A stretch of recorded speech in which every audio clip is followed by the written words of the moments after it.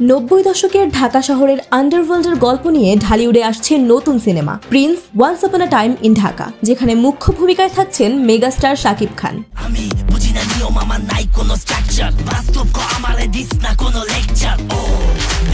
নির্মাতা আবু হায়াত মাহমুদের এই সিনেমার গল্পে থাকবে ক্রাইম, লাভ, অ্যাকশন আর ইমোশনের মিশেল।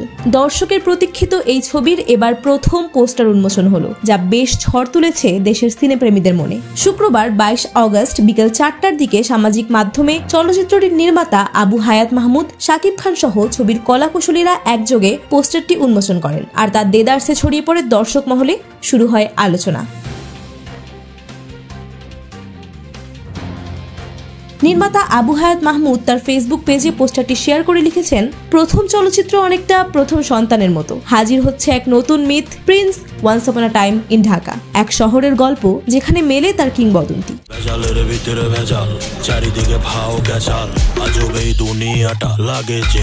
শাকিব খান পোস্টারটি শেয়ার করে লিখেছেন, ঘোষণা হলো নতুন এক অধ্যায়ের, শহর চিনবে তার আসল নায়ককে। সেই পোস্টারে দেখা যায় অন্ধকার লালচে আবহে মানুষের ভিড়ে দাঁড়িয়ে আছেন এক চরিত্র, যার দুই হাতেই পিস্তল উঁচু করে ধরা। চারপাশে লেখা আছে ঢাকার বিভিন্ন এলাকার নাম, যেমন বাড্ডা, উত্তরা, গাবতলী, মোহাম্মদপুর। নিচে বড় অক্ষরে লেখা মেগাস্টার শাকিব খান, প্রিন্স, একদা একসময় ঢাকাতে।